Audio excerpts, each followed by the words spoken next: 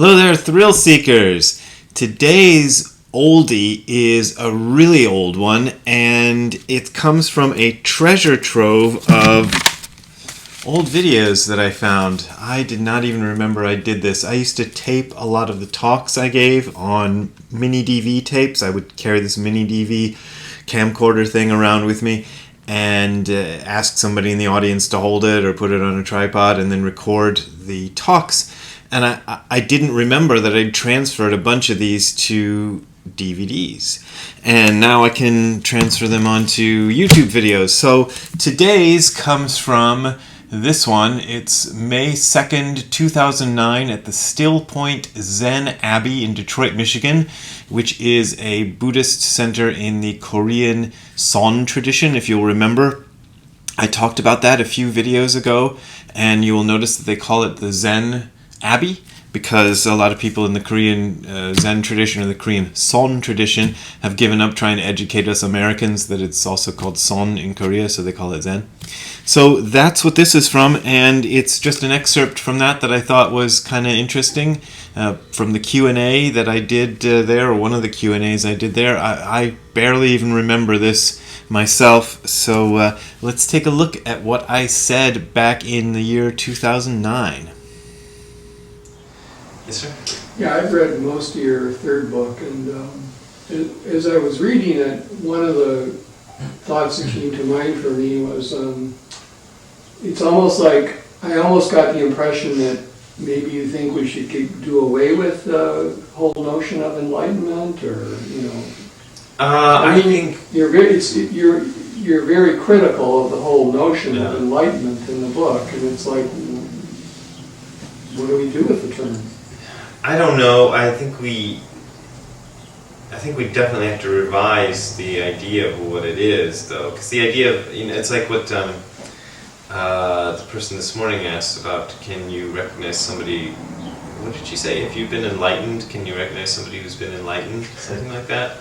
And I kind of, and sort of spontaneously just picked up on this morning, and I'd never really thought about it, which is that word enlightened is past tense, right?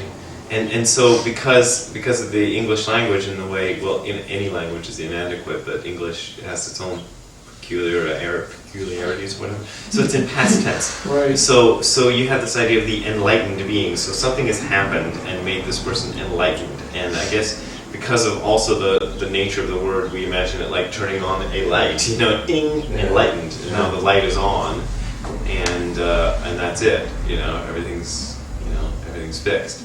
But that's a kind of a stupid notion of it. It doesn't really fit.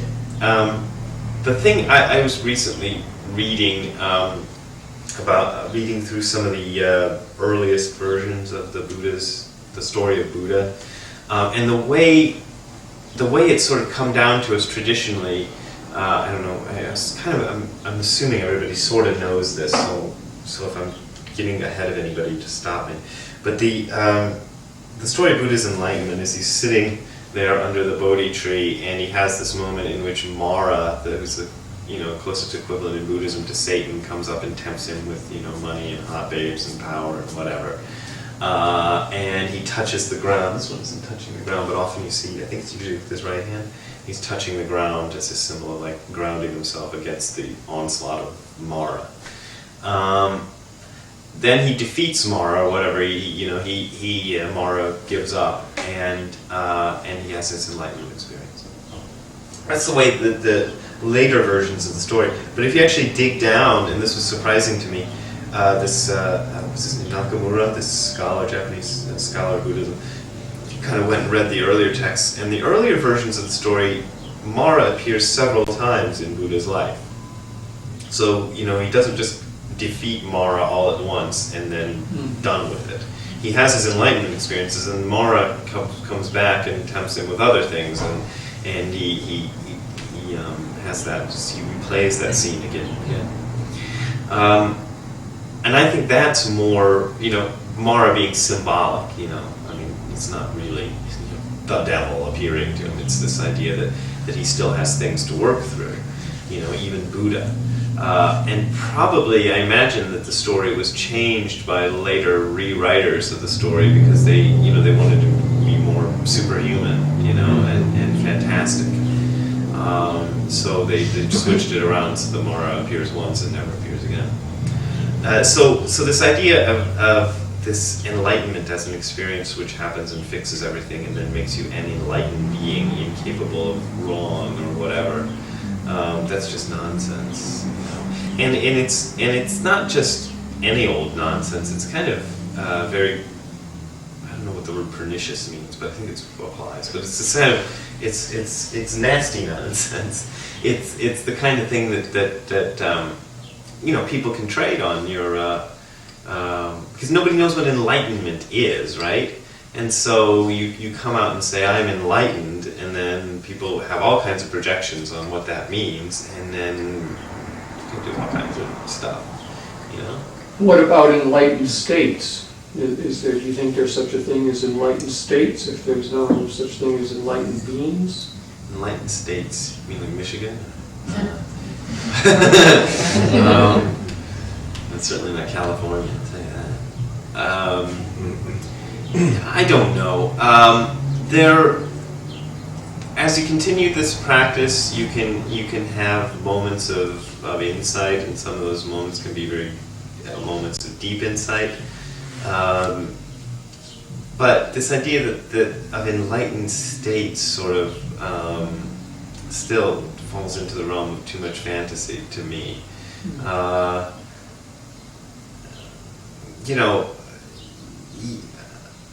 It's possible to have these kind of moments where of clarity, and these sort of turning moments that change your outlook, radically change your outlook on life. That's certainly true. But at the same time, when you say enlightened, that sort of implies something I don't really like. It sort of implies this that everything's finally fixed. You can still be just as much of an asshole. In fact, and I think I tried to write about this. You can be more of an asshole because you kind of get one of the things you might learn is for example all things are one, and that there's this fundamental connectedness between all human, not human, and any other form of existence has this direct connectedness, not just a metaphorical connectedness, but as much as my pinky is connected to my thumb, that kind of connectedness. And then if you come to that without any sort of a moral grounding, it's possible to go, well, it's just my thumb fucking my index finger. It doesn't matter, I think possibly a lot of the really things that have gone on in the realm of Eastern spirituality may be from people who've had a sincere experience of something profound and then just took it in a really ridiculous way. Because there's still a tremendous amount of stuff there. This is one of the reasons I'm really against this idea of the quick enlightenment thing.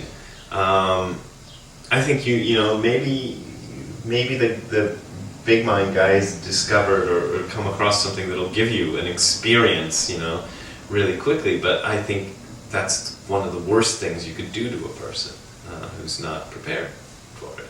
Is to give them this experience, and oh God, what am I going to do with that? I was just talking to somebody on the phone as I was walking over here. This person I met in North Carolina, and she was saying how she'd never done LSD, and she was asking me what LSD was like. So I'd done LSD, and I was telling her that I had this tremendous bad trip, which I wrote about in Hardcore Zen, and it was the last time I ever did acid. And one of the things that happened to me is I lost the concept of time, completely lost it. I was aware, I could look at my watch and go, well, acid typically lasts about 4 to 6 hours, and I took this 3 hours ago, so I probably have at the most 2 more hours of this. And I could think that through, and I had no idea what 2 hours was. And it sent me into a panic. Because I couldn't, like all of us here can sort of, if you say 2 hours, you sort of have an idea what that means. I had no idea what that meant. It was just a string of words. It had no basis in anything.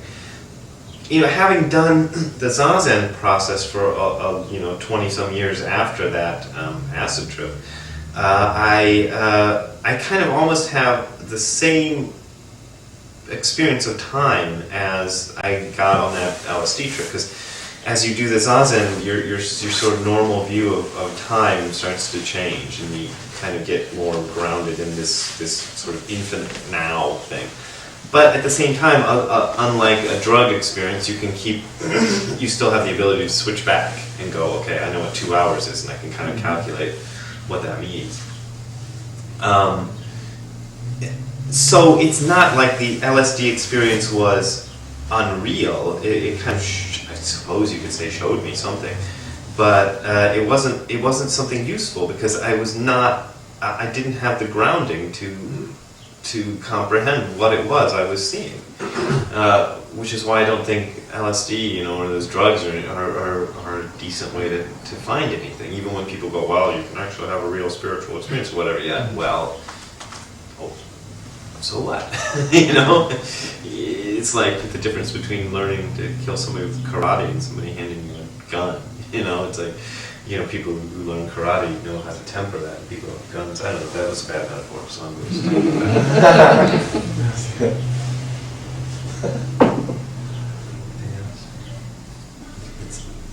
It's my new fetish thing. Holding a big stick. Right? Yeah. This is bigger though. Yeah.